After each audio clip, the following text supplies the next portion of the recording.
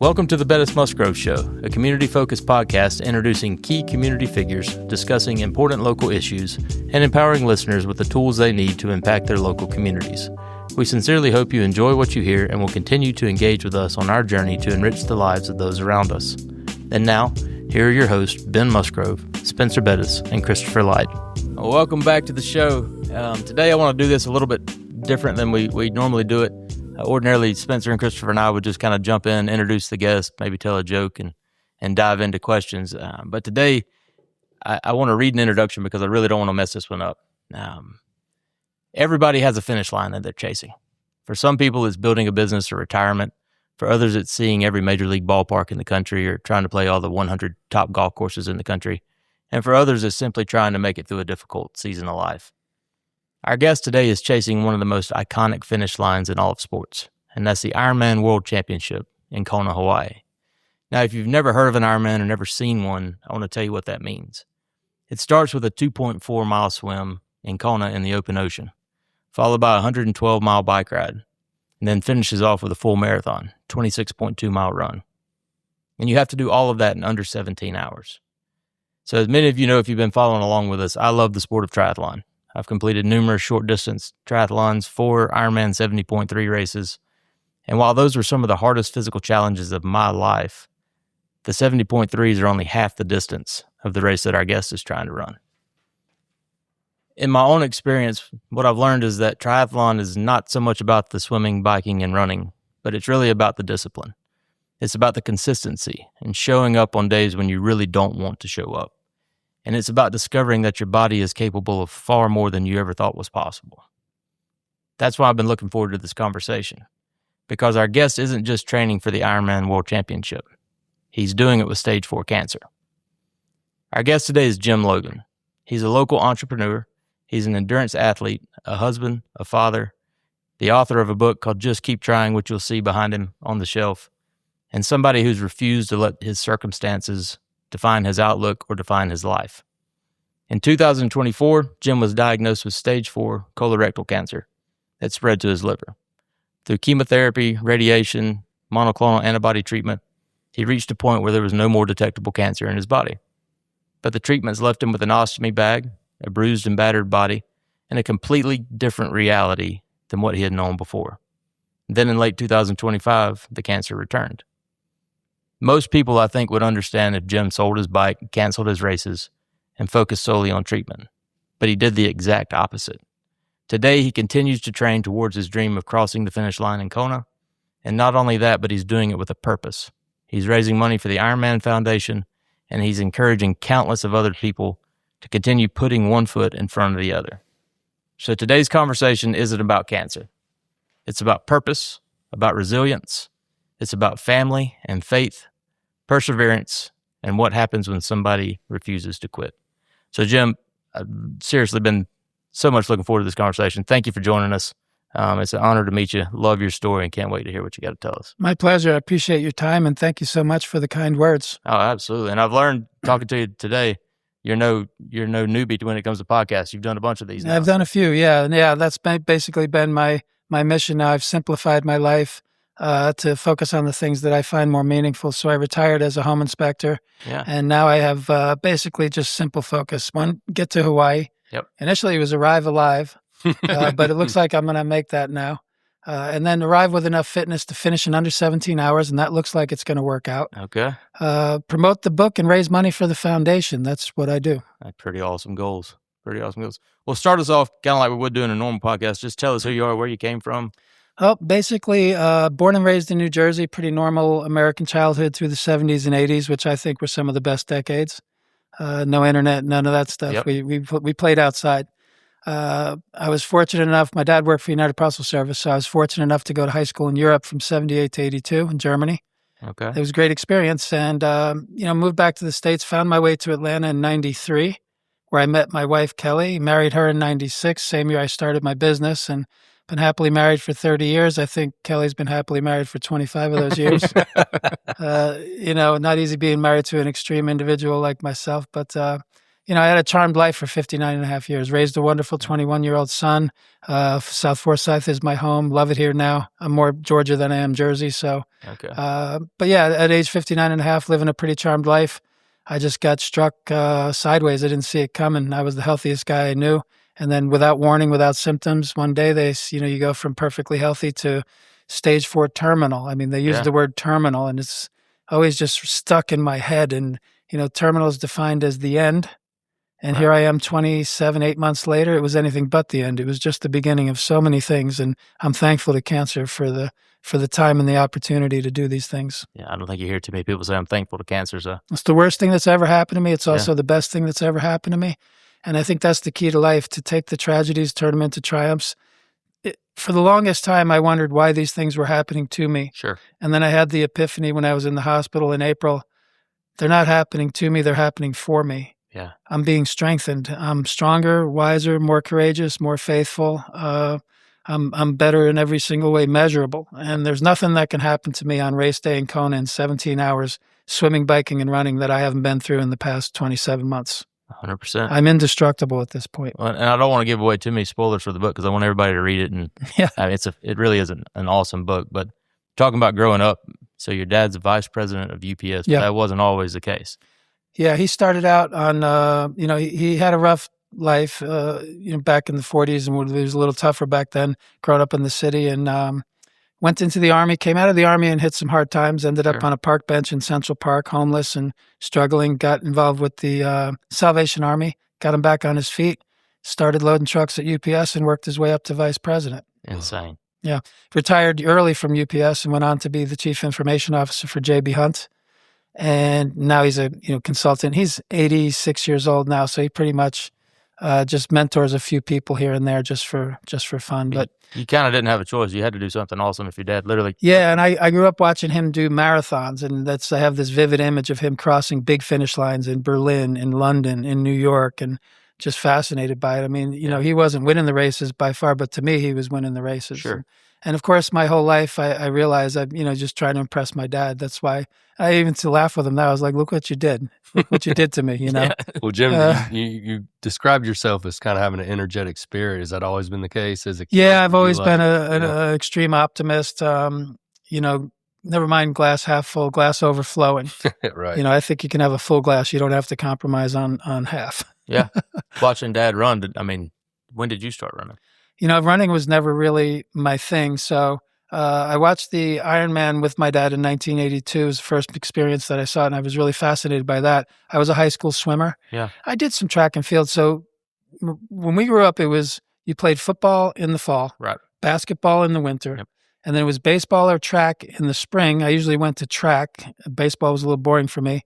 And then I would swim in the summer, just like that, all year round. Yeah. Till I got out of high school. And then at 18, 19, 20 years old, it was more about the gym and weightlifting and, curls for the girls. Glamour and muscles. Yeah. Yeah. So growing up in Germany in high school, you were swimming over there? I was swimming over there. They didn't have much for like a football program, but basketball and soccer and track and field was huge over there as well. Okay. So, yeah, there was ways to stay active, and it was a wonderful experience. Did you learn the language? Ein bisschen. That's it. That's all I got. That's a little. One beer, please. Yeah, one beer. You're pretty. But fortunately, everybody in German speaks almost perfect English. But I did learn as I went along. There's no better way to learn than to be immersed in the culture. I told my wife, I told you earlier, I went to Poland in May to see our partner Spencer, and I was sitting at the Sky Club in Amsterdam waiting for my connection. And there was a couple sitting next to me, and I heard them speak 3 different languages to people as they came up, and I'm like, man, I'm ignorant. Well, imagine if every state had a different language. Yeah. If Georgia spoke Georgia and Alabama spoke Alabama and Tennessee spoke Tennessee, and you would speak Florida. Yeah, right. But you would have learned all those dialects. Absolutely. You know what I mean? So it blew my mind. Yeah, but we don't have to learn it. They all know English. Yep. So. Yeah. Nice and lazy. So one story in the book, going back to childhood and running, you said your dad kind of snuck y'all into Moscow to run. Yeah, it was 1982. I had just graduated high school. It was the Soviet Union back then, so you had to fly their airlines.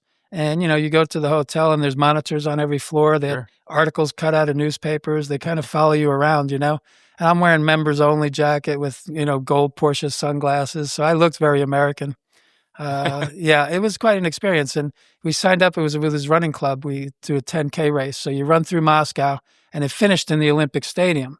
And on that particular day, they had a soccer match going, so the stands were full. Yeah. As we entered the stadium, somebody scored a goal, and the fans just went nuts. Yeah. I felt like I won a gold medal. I mean, it really, I felt like they were cheering for me. So, how old were you then?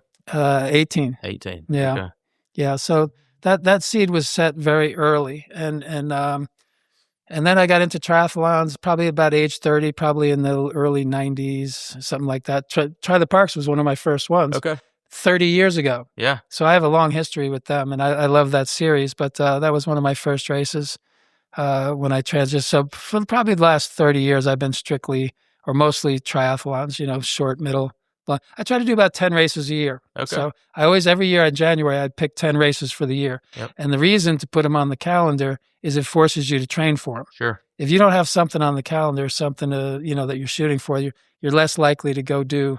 There's no way I'd be doing what I'm doing now if I wasn't going to Kona. I don't want to embarrass myself in Kona. So, right. I'm out doing 7-hour bike rides on the Comet Trail with a level 3 skin infection and an ostomy bag. And I'm thinking to myself, why are you doing this? It's like, if I can't do this, I can't go to Kona. Yeah. I've got 70 something days to Kona. So August is going to be brutal, but if I can suffer through that, I say, the pain is temporary, but the glory of that finish line will be eternal. You got a taper built in there somewhere? A what? A taper? You gonna? Yeah, I'm working with a professional coach, Jill Bartholomew, Be Fierce Multisport. She's awesome, and she monitors me pretty much daily, and we change programs based on my condition. All right, so you got 70 days, but maybe 60. But August is going to be, so I had surgery to fix this prolapsed ileostomy June 9th. Okay. And here's how the recovery goes with surgeries. So if they give you 4 to 6 weeks or 6 to 8 weeks and you're a normal person, then you have 4 to 6 weeks or 6 to 8 weeks. If you're an Ironman or a triathlete, you take that number, divide it by 2, and go with the lower number. Right. So if it's 4 to 8 weeks, then you divide 2 weeks. That's it. So I was recovered in a week after the ileostomy surgery and right back to it. July was my first month of ramping up. So I had lost 3 points on my VO2 max. That's back up. Yep. I can see measurable improvement. What's your VO2 max now? 41. Okay. Which is upper 15 percentile for guys my age without cancer. Lowest I ever got was 47. So. Yeah. I mean, obviously it diminishes with time, but I got down to, when I was in the hospital, went down to 38. Okay. And I fought my way back several times. And, when I came back the first time into the training for this program, I was coming off the rectum surgery and I wasn't in any kind of shape. You could do 30 years of training and lose it all in 6 months. Sure. Yeah. My first run back, it was 22 minutes a mile. I did 3 miles at that pace, 22 minutes. Yep.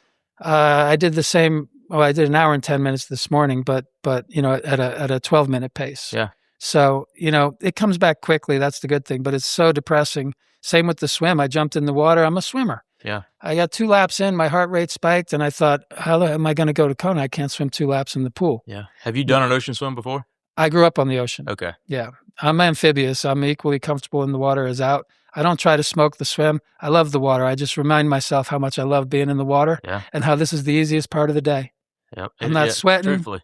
I'm floating around. It's like, once I get on the bike, now the work begins. And once I get on the run, then the suffering begins. I went from Chattanooga for my first one to Wilmington for my second one. So river swim to the ocean swim. It's a big difference. Big difference. Yeah. Not to mention the jellyfish alone. Yeah. Well, they say the salt water is more buoyant. Did you get to wear a wetsuit? You got to wear a wetsuit. Well, that's I wear a bonus. tank, so the jellyfish were still stinging my arms. Yep.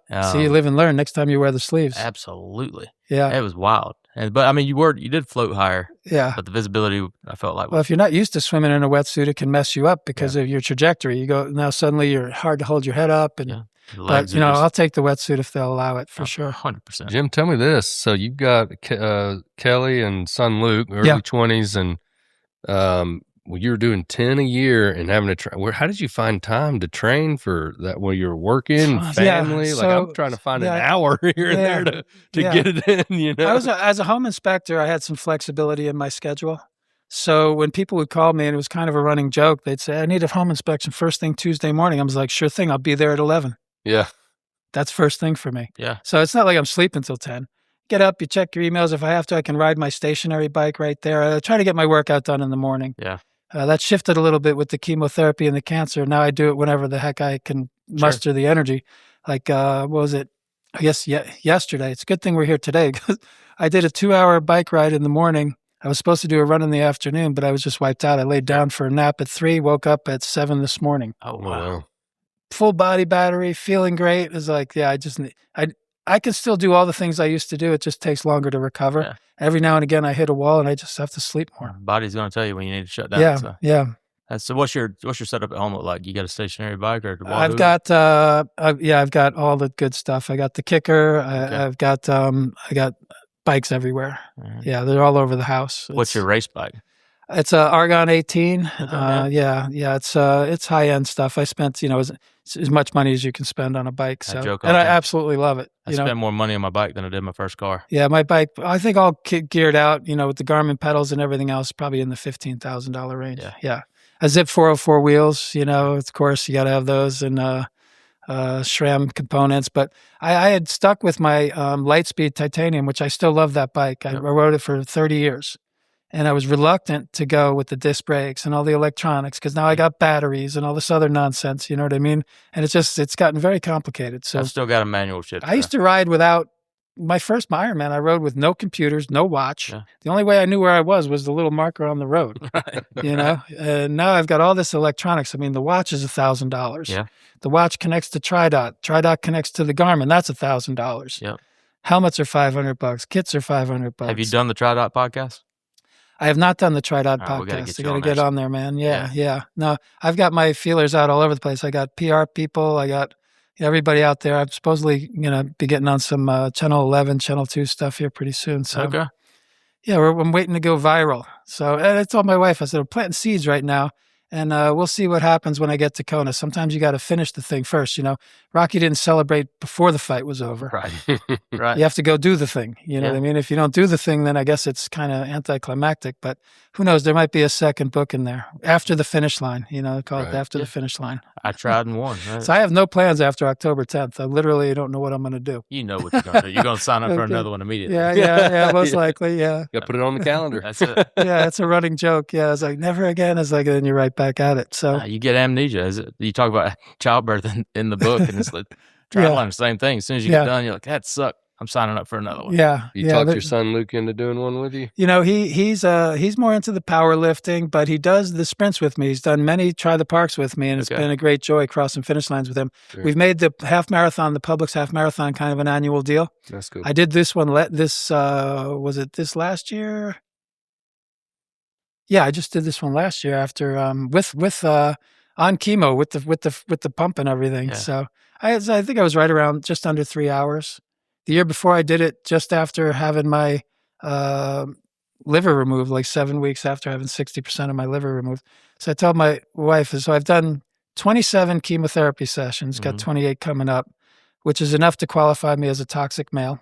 Right. I've done 5 radiation treatments, which is enough to set off the nuclear detector at the airport. Right. And then I've had surgeries to include the removal of 40% of my colon, 60% of my liver, all of my gallbladder, all of my rectum, resulting in the ostomy, which means I'm half the man I used to be. Well, you're just trying to shed weight for the race. It's one way to go. Yeah, that's for sure. No, it's a challenge keeping the weight on. But I'm 180 pounds, 12% body fat. I think it's ideal. Well, bring us back to 2024. So I know from the book you were running Chattanooga. Yeah. A couple weeks before that. Yeah, I was going to Texas. So I was the first week of April, I had been training pretty hard for Texas, Ironman Texas 24, which is the 3rd week of April. Yeah. I get the diagnosis, and, after a day or two, I figure I already paid for everything. Yeah. Hotels, everything is like, and I'm going to sit here, I'm going to go on chemo a week after the race. Yep. So I've got nothing to do for these 3 weeks between diagnosis and race day and chemo day. And we just decided to drive to Texas. My wife and I drove down together, and it was a good thing to do. We had time to talk and figure some stuff out, the initial shock. Your headspace for the race, though? I mean, I know. I was really hoping that I could do this race, finish this thing that's so important to me, and then go focus on chemo. Because my thought at that time was, I believed the doctors when they told me I had 6 months, maybe 2 years to live. I believed them, which was a mistake because nobody knows what the future holds, obviously, as I sit here today. So, for the first 6 months, I was planning on dying. Yeah. And it took me a minute to shift my mindset to, it doesn't matter when you die. What matters is how you live between now and then. 100%. And it was an epiphany. It took time to get there. I didn't wake up like this shortly after the diagnosis, but Texas was brutal. It was awful. It was the drive of shame. I got pulled off the course, driven off in a truck, and I never had that experience before. So a lot of really negative thoughts running through my mind, thinking this is my last race. Yeah. And then, of course, a week later, I signed up for another one. As it's like, what am I going to do? I'm on chemo. I'm sitting on the couch waiting for chemo to kill me. And I just got bored with it. I told my wife, I said, cancer might kill me, chemo might kill me, but swimming, biking, and running are not going to kill me. And if they do, I die happy. If I die on the swim, I die with a grin. If I die on the bike, I die doing something I like. If I die on the run, then I was having fun. Yeah. So let's go. I'm going to die trying. What made you go get checked out to begin with?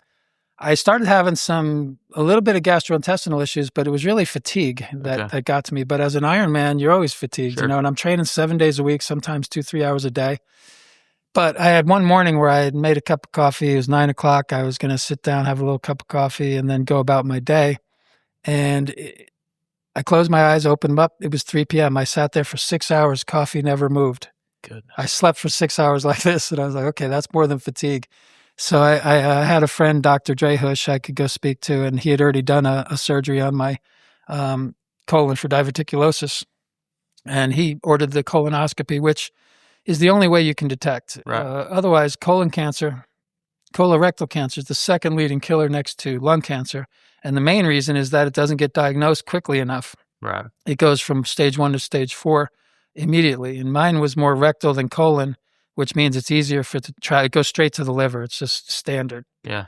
But mine stayed within the liver. So, we were able to hit it hard with the chemo, and some miraculous things happened. And, we were able to have some surgical options that really didn't exist previously. So once that happened, the light kicked on for me, that I'm not dying. And nobody knows when I'm going to die. Well, I know you talk about your doctors a lot in the book. You're at Emory, right?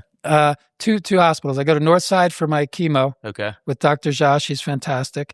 And then whenever I do surgeries, I go down to Emory. Dr. Sullivan does my gastro work, and Dr. Piera did my liver. Oh, shout out to Emory and Northside. You guys. They're good hospitals, man. Yeah. I have excellent care, excellent insurance. When it comes to fighting cancer, it's really helpful. It's not one thing, it's everything. Yeah. So I have great family support, great friend support, so many people praying for me and supporting me. Fortunately, I was at the tail end of my career, and I am in a position where I can walk away from that. Yeah. So really, the conditions were ideal other than the cancer. I was ready. Other than that part. I'm perfectly healthy other than the cancer. I mean, my blood work looks so much better than everybody else in the infusion room. When I started this process, my doctor was dead against Ironman trials. He's like, what are you, crazy? I think Stop most that of them right are now. In general. It's just, But there's no research on it because nobody wants to do it if you have who want to do that. Just people like us. And you can't put together a controlled study because people die or they don't want to be involved. Right. I mean, good luck finding stage 4 cancer people that want to do Ironman triathlons. It's a small group. A very small group. Got to look for the and then they got to live long enough to finish the study, So, but my research tells me, and I've won my doctor over time. Now, instead of saying you shouldn't do that, she says, let's see what he can tolerate. Because she knows I can tolerate. What's the worst case scenario? I die. Exactly. And we already know that's going to happen. Exactly. And I got a news for you. You're going to die too. 100%. You too. Everybody. I plan on it. I mean, but nobody thinks about it. Yeah. And I've been thankful to cancer for that. Cancer gave me time. Time gives me opportunities to make some changes. So I didn't make major changes in my life, but when you get diagnosed with a terminal disease, you naturally ask yourself the question, what makes a life worth living? Yeah. And have I done those things? And if I haven't, do I have time to do them? Yeah. So now I'm living my life in a way that I'm happier now than I've ever been. And I'm happy that I've had the time to make the changes, and I'm more fulfilled and more purposeful and just happier in general all the way around. So what'd you do with the business? I just let it go. Okay. Yeah, it's a home inspector. I get paid to walk and talk. Yeah. So we're lucky I'm just talking today. If I get up and start walking, someone's getting an invoice. But, I was a construction professional for 15 years, a carpenter, and then I moved to Atlanta, became a home inspector, did that for 30 years, probably 15,000 home inspections.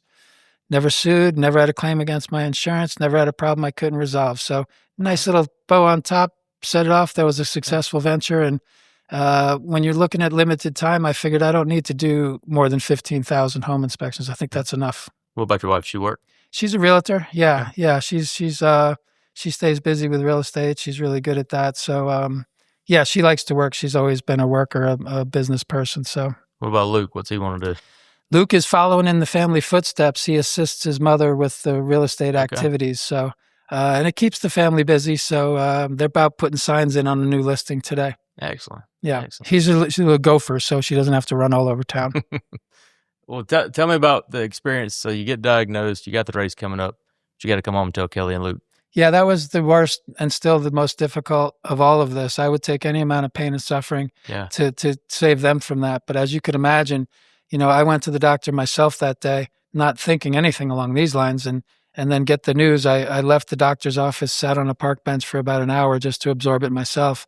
And then, of course, how am I going to tell my wife that, I may not be around to finish off the plans that we had? It was easier telling my son because I remained stoic with him. I didn't want him to be afraid.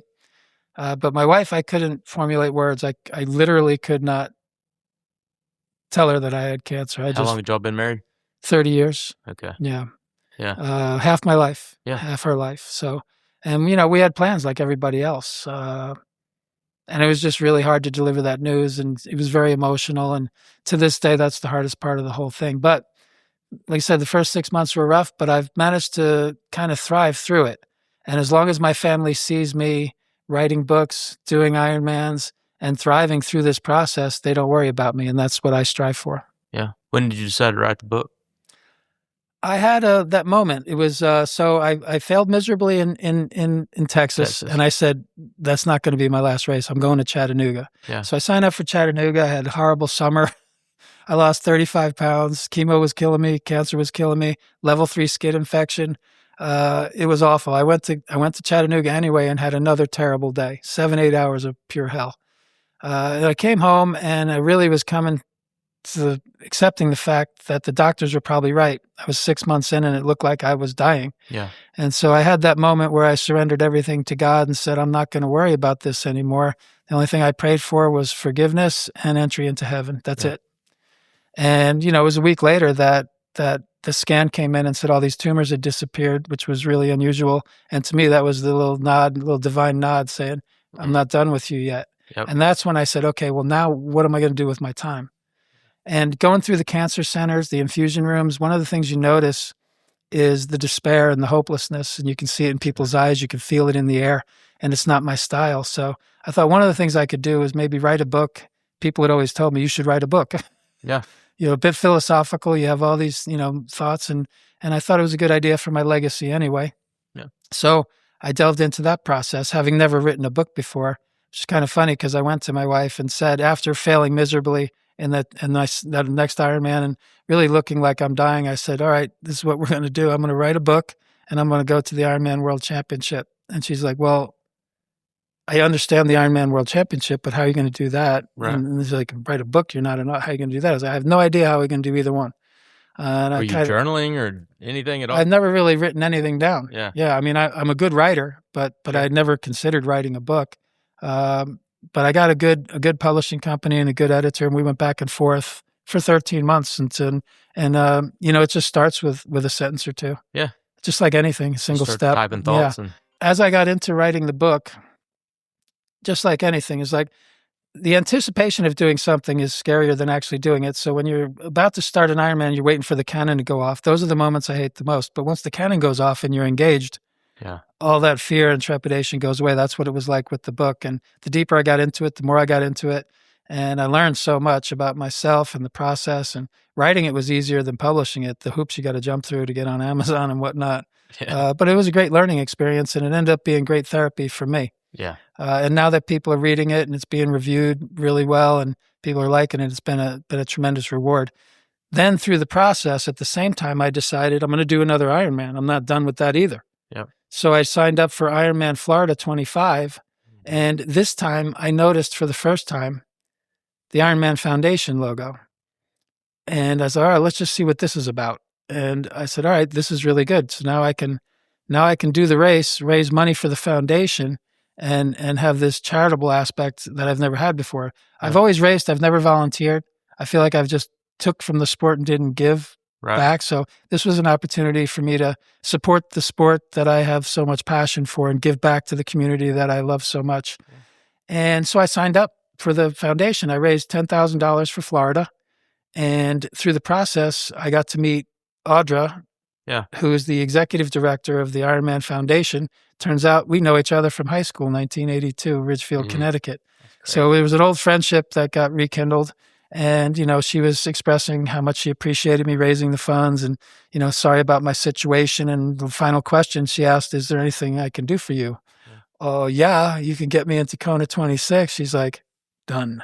That's awesome. And I was just blown away. At that point, I'm like, all right, this is divine intervention. Sure. These are doors that are opening that this is beyond believable.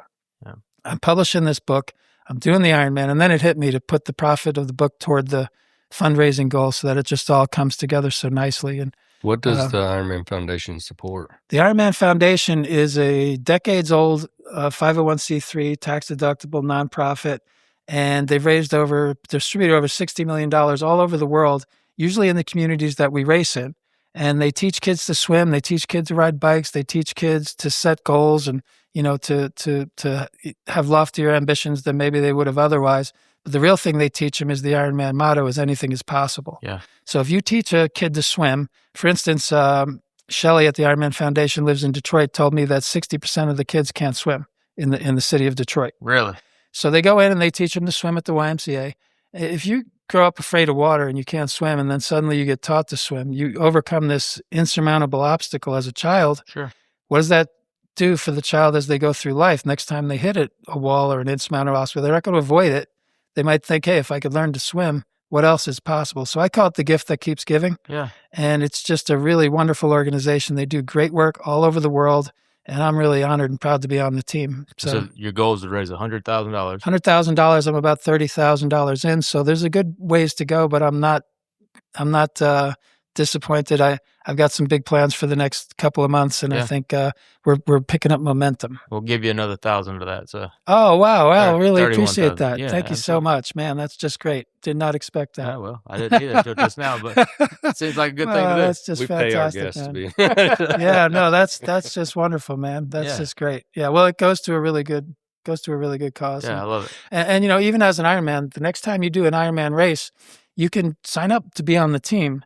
Yeah. And so like for the shorter race, the 70.3, the minimum fundraising requirement's like $3,500.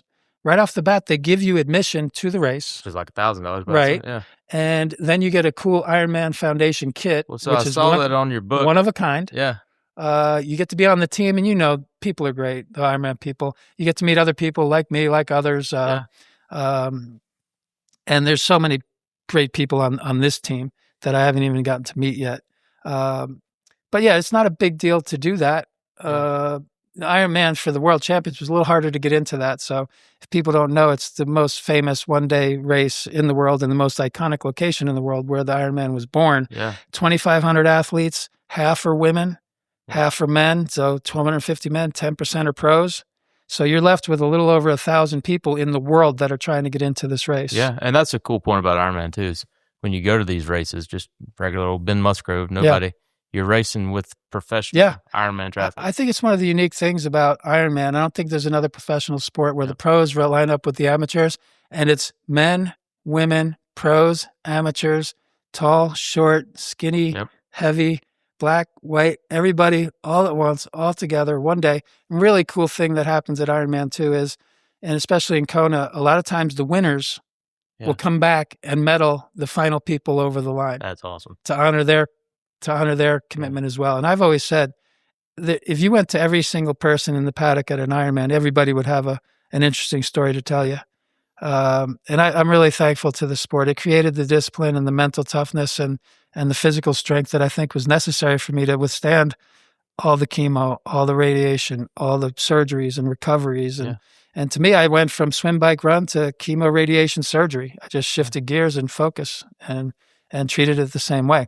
Only difference is this race, the finish line is death. So I'm trying to avoid this finish line. Yeah. This is one DNF I don't mind. Yeah. Well, and so we I don't mind DNF in the cancer race. Yeah. We touched on that. So 24, you get diagnosed, then no detectable signs of cancer. Yeah, well, it went 24. So I got diagnosed in 24, stage 4, supposedly terminal, no options. Then options opened up. We did all these surgeries. So in order for them to get to the primary tumor, you got to get rid of the first tumors in the liver. That's why they took 60% of the liver. Yep. Couple little tumors popped up. I did more chemo, got rid of those, which opened up the option to get rid of the rectum. We did that.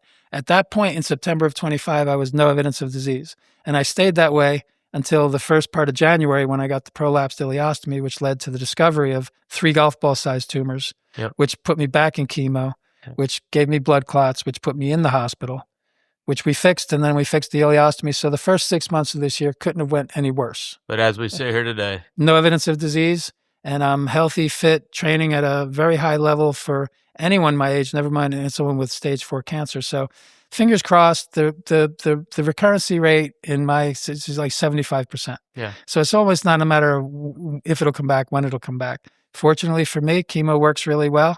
I use a monoclonal antibody that's not available to everybody, and that works really well. And so, if it comes back, we'll hit it again. I think it's cool. I mean, it literally, it's divine. That's what it is. Yeah, it's absolutely God's hand there. And I talk about it in the book.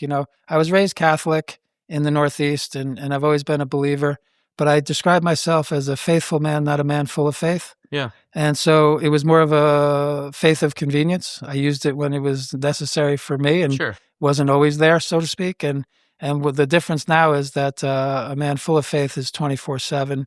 At my lowest point, I surrendered. And then as soon as you do, God opens all these doors, and I'm doing things now that I could have never imagined. I'm so happy with what I'm doing that I wouldn't trade my cancer diagnosis or go back, living a life of complacency and a busy guy, but not doing meaningful things. Now I'm a busy guy doing meaningful things and hopefully helping people and changing a few lives along the way. That's what gives me, faith, hope, and love. I believe if you have faith, you have hope, and if you have hope, anything is possible. Absolutely. No, that's awesome. So I think the Ironman community is probably fairly small, right? I bet you made some good friends. You make a lot of good friends along the way, and it's just a wonderful community in general. You go to an Ironman paddock, and you're not going to hear talk of politics, right? Or really, we all have one thing in common: it's this race. And everybody's very tolerant. You've got to be passionate because of the work that takes. Well, a lot of people will ask. A lot of people ask the question, "Why? Why do you do the Ironman?" Especially someone like me. You're not going to win. Why are you in the middle of the pack? What's the joy in that? And it was a tough question for me to answer. For the longest time, I thought it was for the finish line. Once I got cancer, I realized I was really just concerned about getting to the start line. Yeah. And then recently, I've realized that it's the pursuit.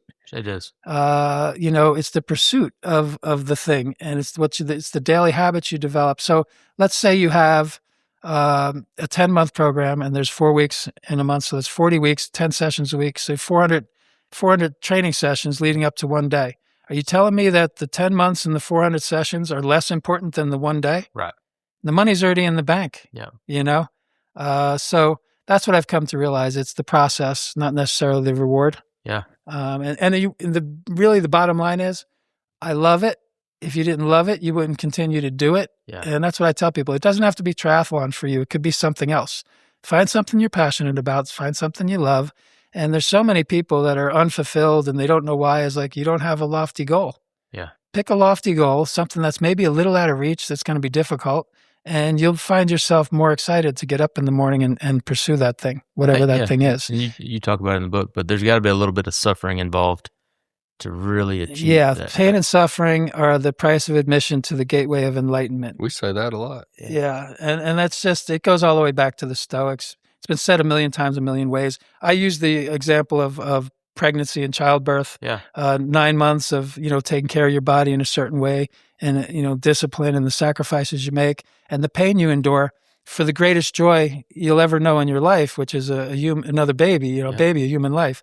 I'm not comparing Ironman to that in any way, shape, or form, but I believe there's joy in pain and there's meaning in suffering. Yeah. And I believe there's invited pain and uninvited pain. The invited pain and suffering is what we choose to do with, Ironman or whatever you choose to put yourself through for the benefit of it. And then the uninvited pain would be the chemo and the other things. But if you invite pain and suffering into your life, learn from it and grow from it, when the uninvited pain comes, you're more prepared. Yeah. You're more prepared for it, which, chemo crushes a lot of people mentally, not so much physically. And I think when you lose the mental battle, same in a race, it's over. Yep. So, these things don't come easy for me. I have to get up and work at it. It's not natural. Sure. I have a friend who I told her the other day, I was like, man, I don't feel like working out. And she's like, I just assumed you always feel like working out. I was like, I'm not Superman. Right.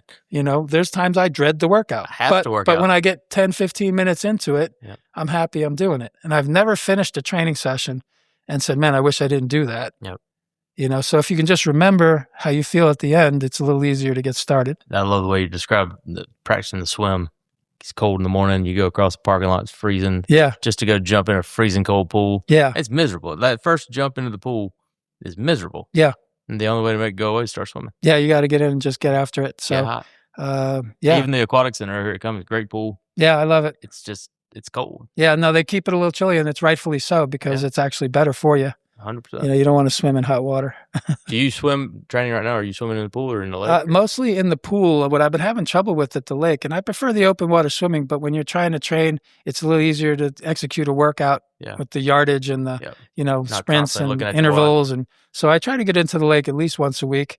And then the pool mostly, but the lake lately, I've been getting sinusitis because of the pollen and the stuff on the surface. So I swim one lake swim for an hour.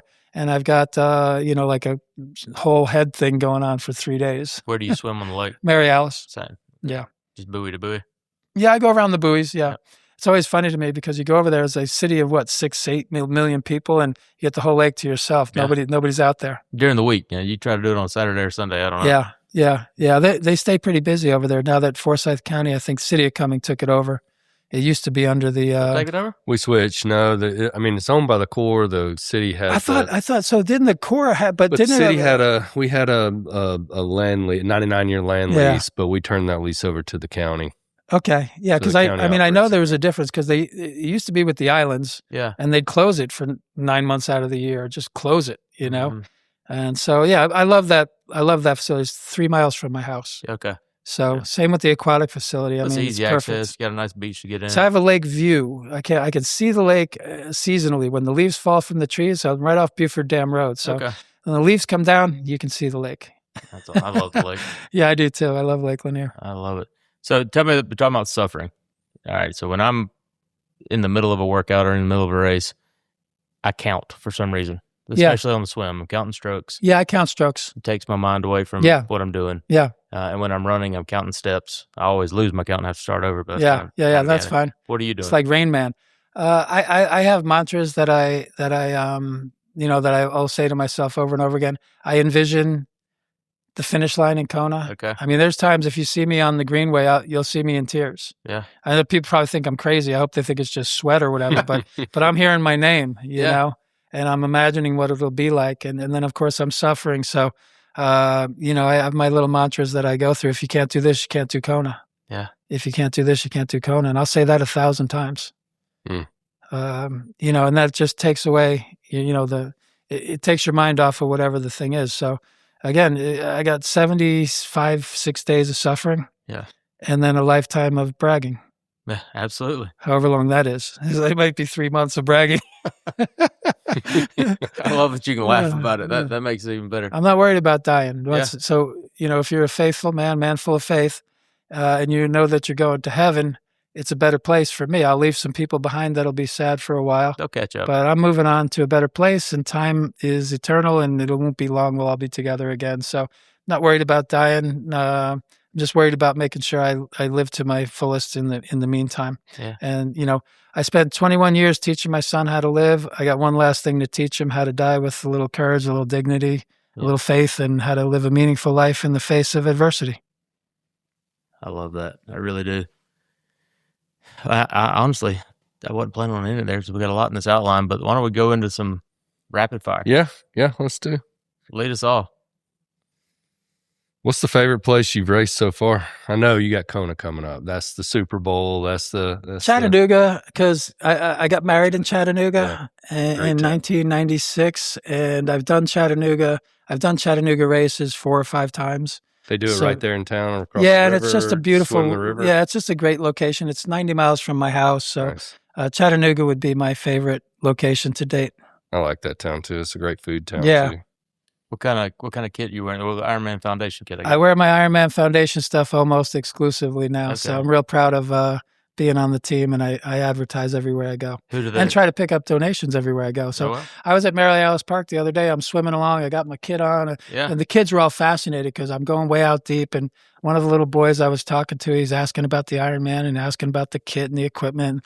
His mom was overhearing, and sure enough, I told her what I'm doing, and she pulls up Amazon, bought a copy of the book, and so I'll sell it one book at a time, if that's the way it has to be. So that's awesome. And when you leave, I want to get you to sign that before we get out of here. Post race meal, what are you going to eat? Beer and pizza. Beer and pizza. Yeah, that's pretty standard. A lot of people go cheeseburger or Mexican, but I was thinking like even in an athletic, a 3-hour football game, like you had to be very careful about what you ate the night before. Yeah. So what's a pregame meal during race eating habits? I eat a lot of food the day before the day. So if the race was on a Saturday, I would eat heavy on Thursday and then lighter on Friday because you don't want to be carrying a lot of stuff. Lighter, but is it like carb heavy pastas or? I wouldn't eat pasta the night before the race. The night before the race, I would eat some pasta. But a turkey sandwich. I like a protein shake for breakfast. Okay. Maybe on the day before the race, I'll have a turkey sandwich and some potato salad, and then a really light dinner. Yeah, so and then the next day, I'll probably have a bagel for breakfast, and then start getting into the gels and gels and stuff like that. And then my favorite food to eat on course, which I bring for myself, is peanut butter and jelly sandwiches. Same. So yeah, I call it the original Cliff Bar. You don't need to buy all that stuff. It's like peanut butter and jelly's got everything you need. I take Uncrustables. I leave them wrapped. Stick them in my kit. That seems hard to swallow. Hey, listen, one of the hardest things to do is eat while. Imagine. I tell people all the time, it's like, oh, you eat while you ride your bike. It's like, you know how hard that is? It's really hard. Yeah. And one of the problems is when you digest, all the blood comes from your extremities to your stomach to aid in the digestive process, which means you're losing that ability. That's why people like the gels. It doesn't pull blood away from your extremities, but you can only eat so many of those too. So I like bananas too. I like bananas, especially when I get to the run course. When you get to the run, every mile they have an aid station. So it's like a smorgasbord of pretzels and crackers and orange slices. So each time you can kind of pick different things. I like the orange slices too. Potato chips is what bother me the most. Pickle juice, sweaty. Chicken broth. Chicken broth. Chicken broth full of sodium. Okay, I've never done chicken broth. Yeah, chicken broth is a big one, full of sodium. Great way to get your sodium up if you're running into trouble. First time I reached in to get potato chips, they were just soggy. Oh, man. People like pretzels too. I mean, it's the salt, Pickles. Yeah, there's actually a company that is called Pickle Juice, and you do a little shot of to get the salt. I was surprised first time I ran that they've got Coca-Cola in cups for you at the aid station. I definitely will start. I won't start on a Coca-Cola till the second half of the marathon because it's just so tasty and delicious. Sure. It's like a little moment of pleasure.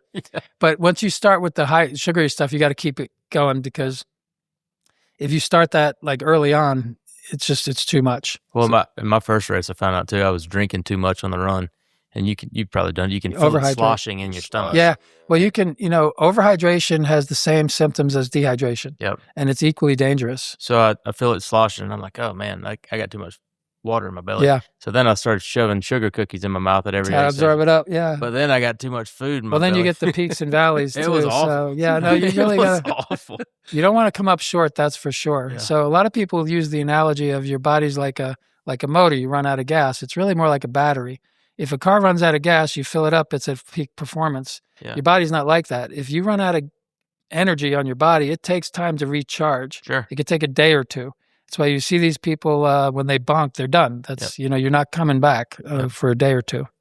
So I've used a coach on all four of my 70.3s, and they would all tell you that triathlon's a 3-sport discipline, right? But it's really 4 because nutrition is a huge component of it. While you're training and race day. Swim, bike, run, eat, drink. I think I would be best at the 4th post-race beer and pizza. Yeah, that's... they'll have it waiting for you when you get done. That's what I would be best at. Athletic Brewing Company will show up, and they'll have... Yeah, well, my wife loves spectating an Ironman because it's a very long day. Yeah. So, we usually get a 4-star hotel somewhere near the thing. She get the whole spa, pool treatment. You got to plan your breakfast, your brunch, maybe get your nails done, and you got dinner. And, someday I'll be over the finish line at some point, So she enjoys spectating as much as I enjoy doing the race. My wife enjoys it too. I think my kids not so much. It's just hot. It's a long day for the kids, but I try to make it nice for my wife as well. And now it's gotten to a point where I've got a little bit of an entourage. I got 15, 20 people that follow me everywhere. So she's got friends from Wisconsin that she went to school with, high school with, that are coming to Kona. Yep. So they've got their little fan contingent kind of following me around, which has been really fantastic.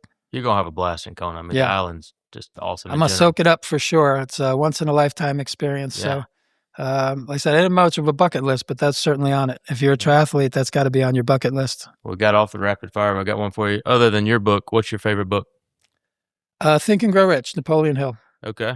I've never heard of that. Tell me about it. Are you kidding me? No. I just opened your mind up in a way that you're going to be blown away. Napoleon Hill. Think and Grow Rich. Oh my God. It's very, very old book. Okay. Napoleon Hill's an author, and he studied Andrew Carnegie for 20 years. And Andrew Carnegie hired him to find out what makes successful people successful. What is the common ingredient?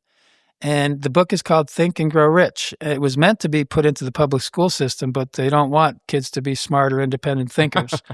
But Andrew Carnegie believed that there was common traits that successful people had. One of them was to be married. Okay. One of them was to be married. And he has all these examples of people that have thrived and succeeded. The one that's always stuck with me is there was a group of miners that went out west to strike it big with gold. They borrowed a bunch of money from the townsfolks and whatever, and they went out and they bought a stake, and they did really well. And so they went back and they said, give us more money. We're going to really dig into this gold mine here. They went back, but they ran dry. And they tried and tried and tried, and they said we couldn't do it anymore. They lost all their money. They sold it. The next guy, 3 feet later, biggest gold strike in the history of the world. So never stop 3 feet short. Yeah. You never know what's just, beyond. So, but it's full of stuff like that. And there's a poem in there that I've always lived by. Let's see if I can recite it. I bargained with life for a penny, but life would pay no more. However, I begged that evening when I counted my scanty store.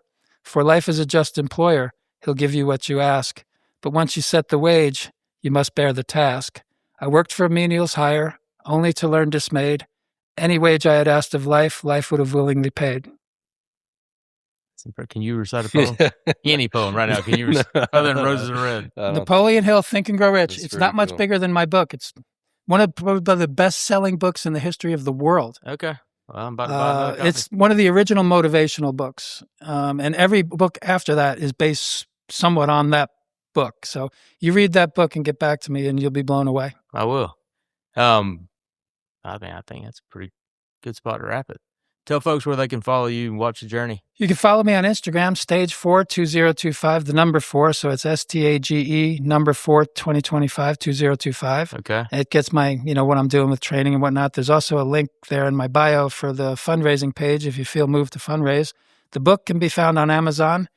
Just Keep Trying, spelled TRI-ING, little play on words there. It's an Amazon #1 bestseller in cancer, in triathlon, and spiritual growth. It's also being considered for a 2027 Pulitzer Prize in the genre of memoirs. Really? Yeah. Let's go. That's wild. Yeah. What about social media? You got any of that? I just on Instagram. Yeah. Until I had cancer, I had no social media. Okay. And I got social media just to promote, it was easier for me to tell 100 people all at once what's going on than make 100 phone calls. Sure. So that's how it started. And then, now I'm promoting the book and everything else. So yeah, just Instagram and then, Amazon for the book. When's the race? And the profit from the book goes to the fundraising until we reach that goal, and hopefully we can. Yeah. And it'll go beyond. The race is October 10th, 2026, Kona, Hawaii. October 10th. And I believe I'll be able to fundraise beyond that. And I hope I might even see if I can get to the rest of 2026, because I think we might get a boost in fundraising after I finish the race. Yeah. Can people watch the race live?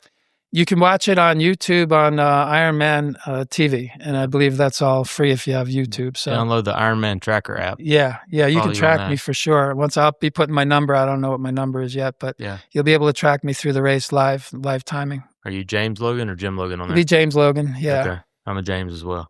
Okay. Yeah. What day of the week? It'll be a Saturday? It's a Saturday. I believe. Yeah. Saturday, October 10th, if I remember correctly. Let's have a party. Watch Shane. Yeah.